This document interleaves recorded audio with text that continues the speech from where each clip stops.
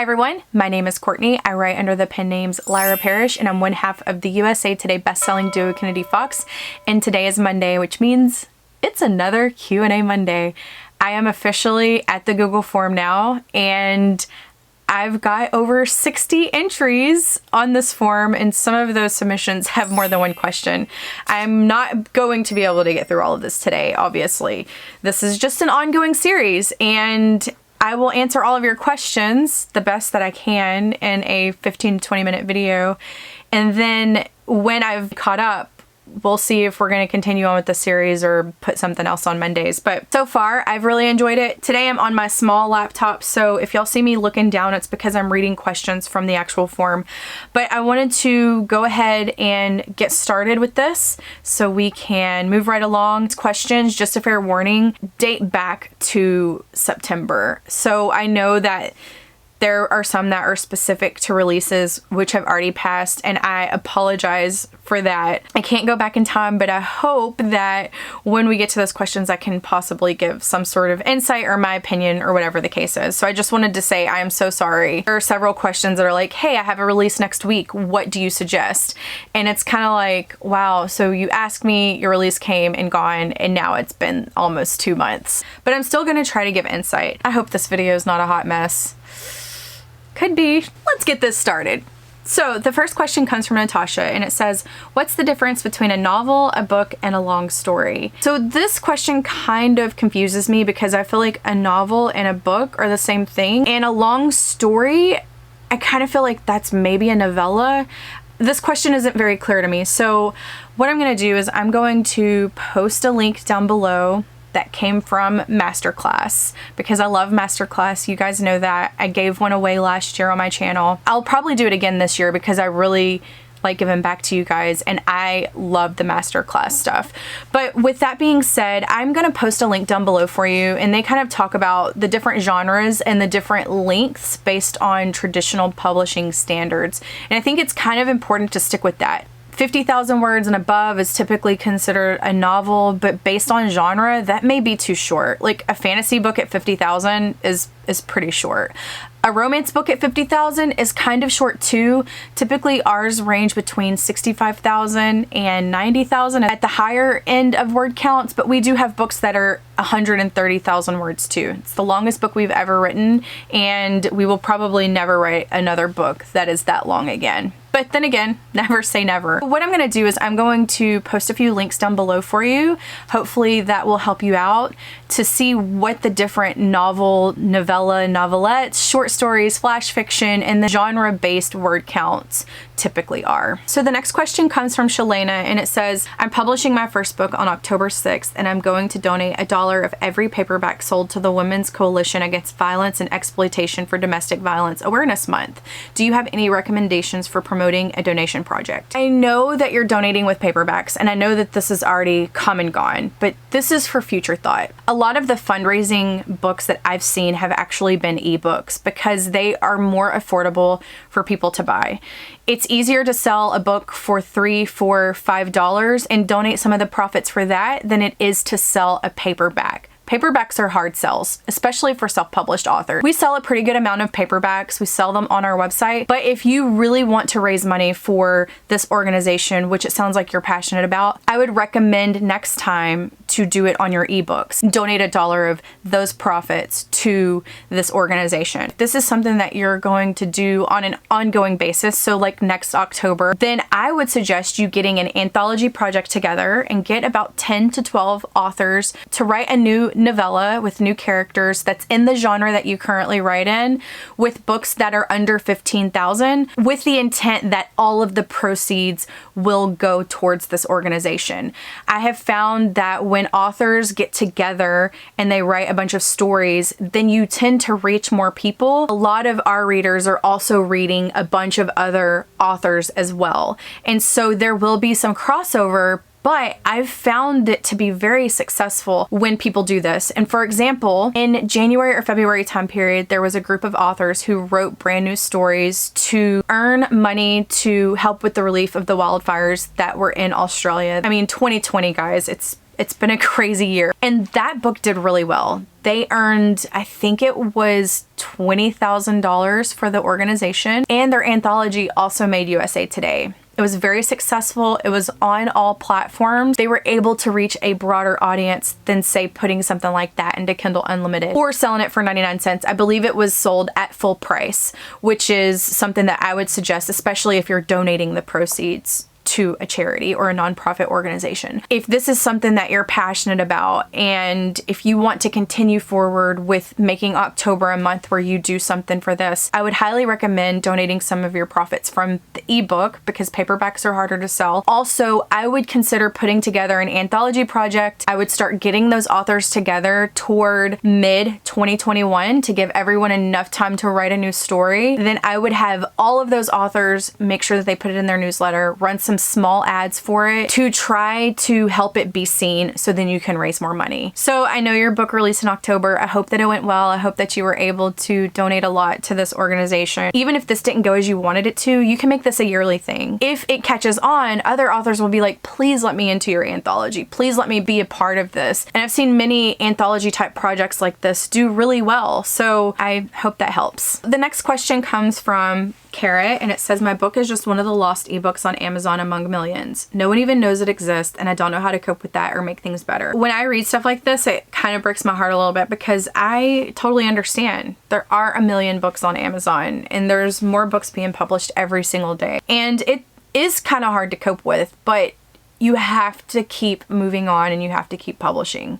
Now, when it comes to the book that is lost on Amazon, I have some questions. Obviously, I don't have all the information here. Have you looked at your cover compared to the other covers that are selling at this moment in your genre? Next up, look at your title. Does your title make sense with your genre? Because sometimes I see titles that make 0 sense for romance or make 0 sense for fantasy, so it's confusing. So the reader doesn't know if this is a book that they'd actually like. Third of all, I would look at your blurb. Are you giving away the entire storyline in your blurb? Is it too short? Does it not get enough detail? Do you have a hook that captures readers to make them buy that book? If you don't have a hook and your blurb is just a summary, that's boring. I personally don't like reading blurbs that are super long. That's essentially a 200-word outline of what the entire book is.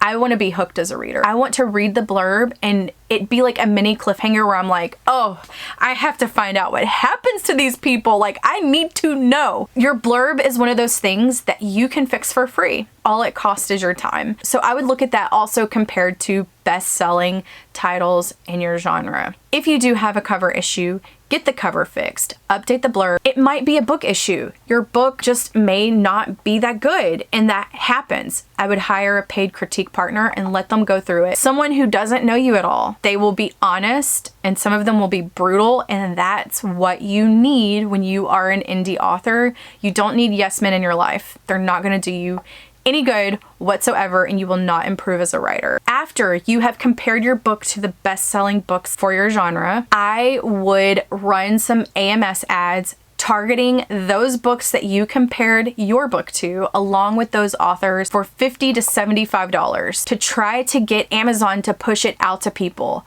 Yes, you are paying for people to click on your book. There is no way that you can guarantee that they're going to download it. If your book is on all platforms, then of course Amazon boosts books that are in Kindle Unlimited. There's a lot of details that I don't know. I hope that that kind of helps, and I would just like to say you have to keep writing. Every author out there has bad releases. It happens. It happened to me as Lyra Parish. It's happened to Kennedy Fox. We had a book that was one of my favorite books that I'd ever written. It was one of the first Kennedy Fox books that ever made me cry when I wrote it. I'll tell you, that book it didn't perform and we couldn't figure it out. It was written under Brooke and Lyra, so we changed it to go under Kennedy Fox because that's where our reader base is. And so we changed the author name, we changed the title of the book, and we also changed the cover. We didn't update anything else. It sold better a year later than it did when it released. So I don't ever look at books as like a complete lost cause, because sometimes they will find life later in your career. And when you break out, people will go back and read your backlist. That just happens. Every time we release a new book, new people find books that was released 4 years ago and they're like, oh my god, you know, how did I miss this book? It was released in 2016. You just have to keep pushing forward and keep writing. I hope that that helps you think about it in a different way. If you are watching this video, leave me the link to that book down below because I'll go look at it and I'll give you my opinions if you want them. I mean, I'm only one person. I don't know everything. Y'all know that. I don't claim to know everything, but I can give you my opinions on it if you'd like. So the next questions come from Catherine. Yes, it's questions. There's a few. And so let's get started with these. So I'm currently in the process of self-publishing and your videos have been tremendously helpful. I have a couple of questions. Did you format your own books or pay someone?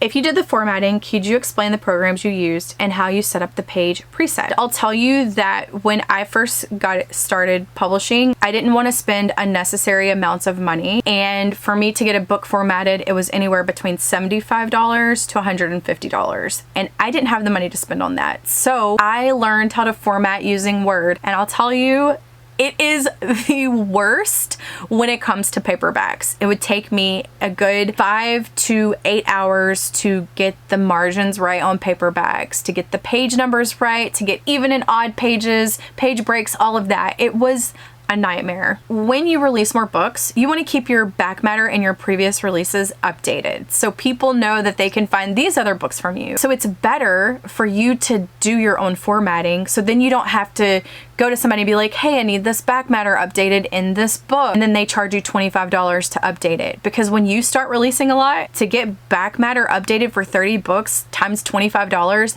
it is expensive. Even today, I don't want to pay that. All of my Lyra Parish books, they were formatted in Word. The Checkmate Duet series for Kennedy Fox at the very beginning was formatted in Word for ebook and paperback. I had bought vellum back in the 2015-2016 time period, but Brooke was still using Word for her book. So we continued with Word. And then eventually I was like, hey, we should really use vellum because it is awesome.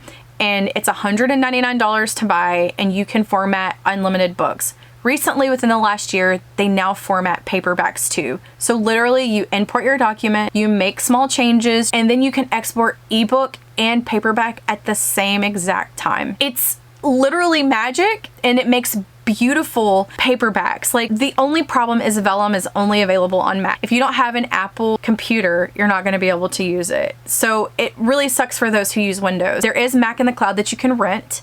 I've heard that if you have crappy internet service, it doesn't work very well. Also, I've heard that they charge you by the minute or per the hour. And if you use 10 minutes, then you're charged for an entire hour. Also have friends who have bought old MacBook Airs off of eBay for a couple $100 just so they could format their own paperbacks. Because when you have a lot of books, it's worth it. We do not pay somebody for that. I feel like it's an unnecessary expense, but there are some people out there who do really beautiful formatting. I would just find out what the price is if you need an update because you can lose a lot of money updating things like back matter, or if you have a typo, it sucks to have to be like, hey, can you fix this typo for me? And that's one of the reasons why we like to keep our own formatting, because if we see an issue, we can easily fix it. No problem. We don't have to wait on anybody. We can do it right then and there and re-upload everywhere. As far as page presets, I wouldn't be able to tell you what the page and presets were because I haven't done that since 2016, 2017 time period. The next question is, how big of an audience do you recommend building up before releasing a book? The first book. I can't give you like an exact number because it's hard to say, oh, you need to have X amount of people, because that's not true. When I released Lyra Parish, I had given away 300 ARCs. I think it was 700 to 1,000 people on my mailing list. I had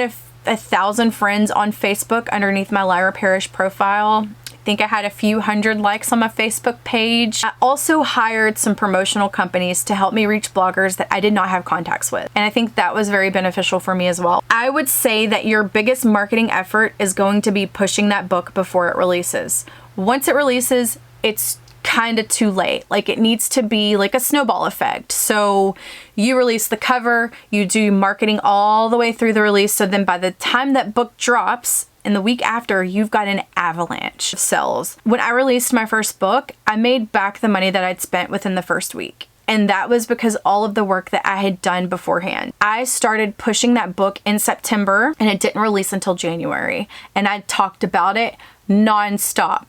I wrote newsletters to people. Even if there were 15 people on my newsletter, they got an email from me because they were going to hear about this book. I posted teasers. I did blog posts about it. Like, I was just super excited to share that I was releasing my debut novel, and people gravitate toward that. If you're excited and you have high energy, I think other people have that too. Back in the day, Instagram is not what it is today. You have all these different avenues where you can talk about it to try to build your audience beforehand, like Facebook. And now there's Amazon Book Club. There's Goodreads. There's Instagram. Go look for some bookstagrammers and ask them if you can send them a paperback. There's also Pinterest and TikTok. There are a plethora of places where you can talk about your books now. I wouldn't be super sales pitchy like, hey, buy my book. This is where you can do it. Make sure to pre-order my book, because people look past that. We live in a culture where we're always being sold to, so people don't gravitate toward that. When you talk about, oh my gosh, I just wrote this chapter, let me share a teaser. Oh my gosh, look at this cover, I'm so in love with it, or whatever the case is, and you have high energy, I've found that it works really well for me when I'm just like super over the moon about something. And it's because I really am, and I really want to share that. I can't give you an audience amount. I would say try to tell as many people as you possibly can, and don't stop talking about it. But don't talk about it in a sales pitchy way. Talk about it in ways where you can introduce people to your characters and your story and the world, or whatever it is you're writing, in a way where you can make it fun for people. The next question from Catherine says, would you recommend building out a platform before release? Have a website and social platforms finished? Yes. Yes, yes, yes, yes, yes, yes. Yes, 100% yes. Like, if you start after your book releases, you're behind. You will never catch up the momentum from that. Start it as soon as you start writing that book. I don't care if it takes you 1, 2, 3, 5 years to write it. Start your social media platforms and bring people along on that journey with you. Have your website made. Once you have your website made, you can make your Goodreads author profile, and you can load that book up on Goodreads, and you can have people start to add it to their TBR list. Make your Facebook profile page, because you are going to want to run ads once your book releases. Absolutely need all your socials. Even if you're not posted on them, I don't care. Create them so then you have your name secured in case in the future you want to go on those social media platforms. You're there. And I would try to get all of your accounts exactly the same, so you can be like, you can find us here at this handle. So like Kennedy Fox Books, we are that everywhere. All of it matches exactly the same. So if you search for that, you are going to find us 100%. The same with Lyra Parish. I'm at Lyra Parish everywhere. It's so important to start your author platform before you release. I have a video that I did where I talked about author platform, and I will put a link right up above whichever side it is on for you to watch. It's an hour long. It's a PowerPoint presentation. I do rush through it because I was on a strict 1 hour deadline. I go through everything when it comes to platform, and I'm starting the marketing series where I'm going to go through platform again, because it's super important to be able to reach people that you don't know on the internet to have an author platform. So absolutely, if you haven't created that stuff yet and you haven't released yet, create it today. Get your mailing list going today. I don't care if it takes you forever to get 5 or 10 people on it. Start your mailing list, because that's a direct way for you to contact your audience. I know as Kennedy Fox, we have, I don't know, Brooke, you're gonna have to tell me, 40,000 subscribers on our mailing list. Anytime we send out an email about, hey, this book released, or hey, did y'all know that we've got pre-order set up for this? You can instantly see a spike, and you know that it's from the newsletter because there is nothing else directing people to those books. I'm gonna list it out for you right here. Your website, your Facebook page, your Instagram, Twitter, Pinterest, TikTok, YouTube, if you want to. I mean, it doesn't hurt to go ahead and create it. Get you an email address that is a domain email. So contact@yourauthorname.com, and I would go and sign up with MailerLite and get your newsletter started now, and post it as much as possible when you're talking about your book. Post a teaser. Oh my gosh, guys, this is my first teaser. I'm so excited to share this with you. My book is going to release sometime at the end of 2021. If you want to keep up with me, please sign up for my newsletter. Link, boom, right there. Might not have pre-order links up. People may not be able to buy something from you right now, but you will have their information where you can contact them later. I know I get really excited about this type of stuff because I just love talking about author platform and all the stuff that you can do before your book releases. Like, that's the fun part. That's the part where you just get to be creative with your book release, and it makes me so excited. And I might have had way too much coffee today. The next question comes from Catherine, and it says, do you have font recommendations? Font recommendations for what? To publish your book or to write in? What? You gotta tell me. As far as font recommendations, I don't feel like you can go wrong with Times New Roman. It's like my font. I know it's boring, but I like it. I'm just kind of like a basic B. And the next question, which I think will be the final question for the day, comes from Hannah, and it says, do indie authors need an agent? Will agents even sign indie authors? To answer your last question, yes, agents will sign indie authors. We have an agent as Kennedy Fox. She does all of our sub rights management, and if we wanted her to pitch to publishers, we could have her do that, but we're completely content with staying indie. As far as do indie authors need an agent, I would say that you don't actually need an agent, but it is very helpful to have one to help you with sub rights. I'm not even kidding. Like, we were contacted by several foreign publishers to translate our books. Me and Brooke are not contract specialists. I have a little bit of knowledge of contracts just because of my corporate job and working in procurement for a little while, but I am not a lawyer.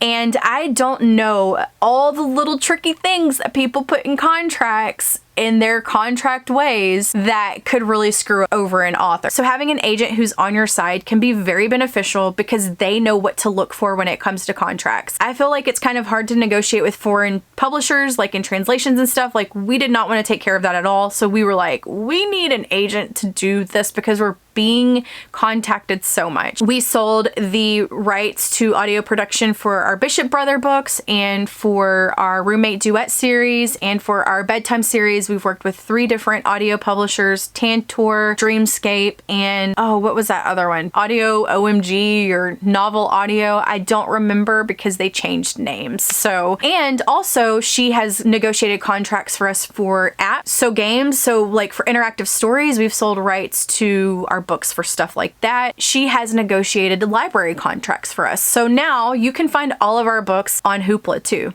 Hey, it's great to have an agent. They have connections that indie authors don't always have. You may have to jump through a lot of hoops to get that stuff. And I know people who do everything. They do all their foreign translations. They do all this stuff themselves. I would rather pay a percentage to know someone has our back and our best interest in mind. I think it's great to have an agent as an indie author. You kind of get the best of both worlds, and you get to keep all the money for your ebooks and paperbacks. It's fantastic. No regrets signing with our agent. She's amazing, and she's done a lot of good work for us, and she's made us a lot of money with the contracts that she's gotten us. So we are translated in 3 different languages now.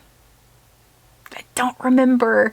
I should write this stuff down. And all of that is because she negotiated those contracts. There is work that comes with an agent, guys. It's not just, oh, she sells your books and you make money. Every time we release a book, we have to write a summary that gives her the rundown point by point with all spoilers. It has to be sent to her no matter what. We also have to give her our sales records because she needs to be able to pitch to people and say, hey, they're selling this many books. Like, you probably want to sign them for this. It gives her different ways to negotiate for us and to get us as much money as she possibly can on these contracts. So it's not just a walk in the park like, oh yeah, she's selling all of our stuff. We still have to work for it. We like working with Kimberly. She's amazing. She's done an amazing job for us. Highly recommended. And I know that she always has our best interest in mind. It also helps that she's a lawyer, so she really knows contracts well. I have the peace of mind to know that she's doing the right thing for us and our business. I have a friend also who is a romance author who did really well with her self-published stuff and was contacted by agents, has an agent who has sold her books in other languages, and also now she writes for traditional publishers too. You don't always have to go out and look for agents. When you do really well, agents will come to you. They will seek you out and they will want to sign you. And if you have books that are selling really well that are self-published, they will sell those foreign rights for you. Trust me, it happens all the time. I think that answers your question. That's all the ones that I will be going through today. If y'all have anything that you would like to submit, remember there is a form down below, so make sure to fill it out. If you've already asked a question, feel free to send me another one. I really like Q&A Mondays. I know a lot of you are enjoying this too because you tell me that Mondays are now your favorite day. And that makes me happy because when I was working corporate, I literally hated Mondays. But now I kind of like them because we got Q&A Monday. I appreciate y'all being here. Happy NaNoWriMo. We're halfway through the month now, so I hope that you are kicking butt writing all those words. I hope you have an amazing, incredible week. You accomplish all your goals and you write all the words, and I'll see you again in my next video. Bye, guys.